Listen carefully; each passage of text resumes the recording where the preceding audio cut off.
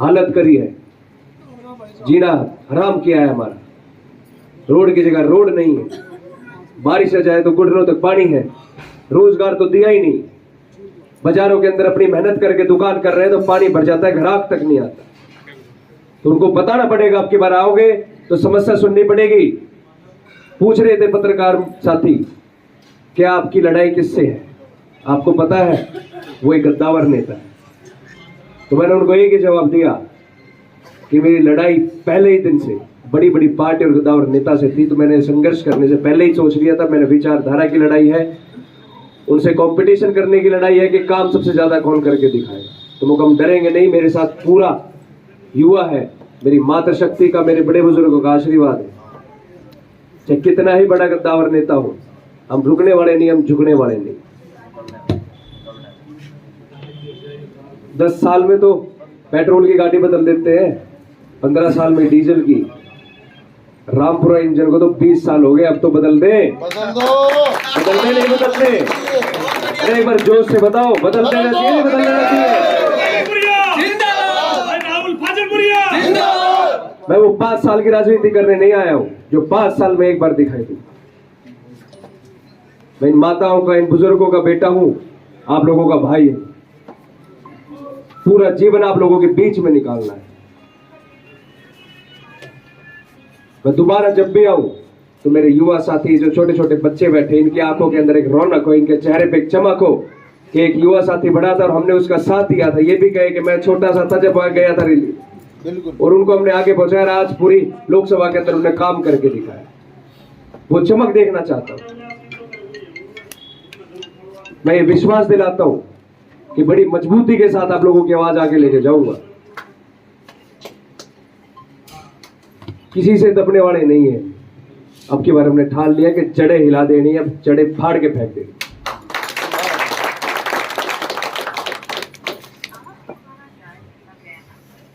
75 साल हो गए देश को आजादी। आज भी हमारे पास मूलभूत सुविधाएं नहीं है कि नहीं है? नहीं। ये आप लोगों की दिल की बातें हैं जो हम बोल रहे हैं।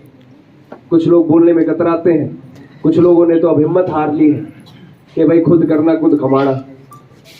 लेकिन साथियों, वोट देते समय हमारे अंदर वो हिम्मत होनी चाहिए कि खटका सही जगह दबाए, जहां हमारे विचारों के ऊपर काम करा जाए, हमारी समस्याएं सुनी।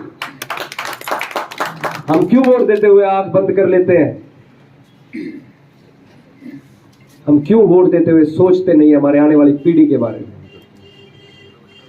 उनके भविष्य के बारे में? क्या हमारे पास सरकारी अस्पताल है?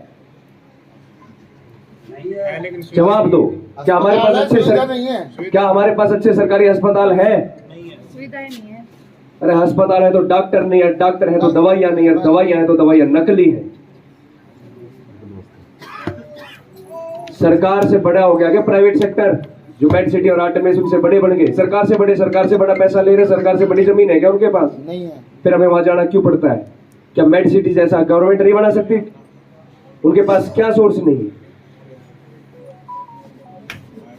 अब की बार आए आपके बीच में तो मेरी विनती है, एक बार पूछना कि आपको 5 साल में याद आई है। अब आप भाषण ना दे, अब हमारे भाषण सुने, हमारी समस्या सुनने आए हैं ना, तो हमारी समस्या सुनिए। मेरे युवा साथियों, यही मौका होता है, ये 1 महीना मिलता है हमें अपनी समस्या सुनाने का, और इसमें हम हाथ जोड़ के बैठ जाते हैं, माला पहरा के उनका स्वागत करते हैं।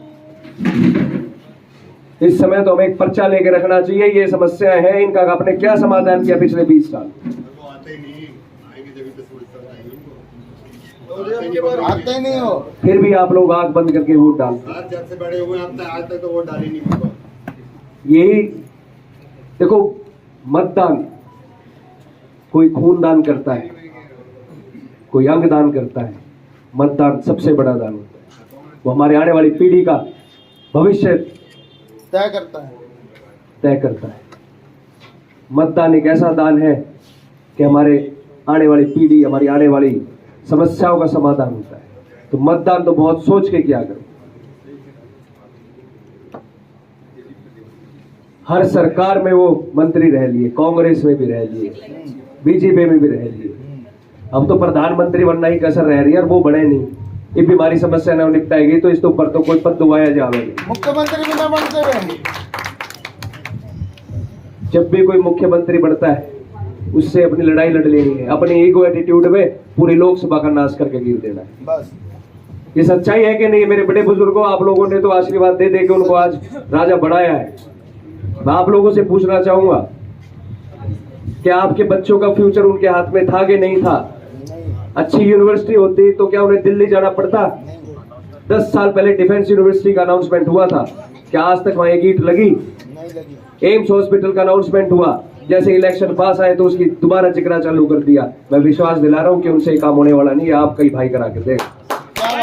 संघर्ष करो, हमारे साथ है, संघर्ष करो। हम तुम्हारे साथ है। मैं कहूंगा जिंदाबाद के नारे अपने लिए लगाओ, मेरे लिए तो सिर्फ ये लगाओ कि हम तुम्हारे साथ, साथ है हम क्योंकि भाई। जिंदाबाद आप लोग हो। राहुल भाई हम यहाँ पे सारे राहुल फाजिलपुरिया बढ़ के काम करो। मैं विश्वास दिला रहा हूँ कि कभी भी मेरे से मिलने आओगे तो मेरे पास पीए वाली जगह नहीं होगी। मैं आप लोगों का पीए बढ़ के काम करूंगा, कोई पीए से मिलने का काम नहीं होगा।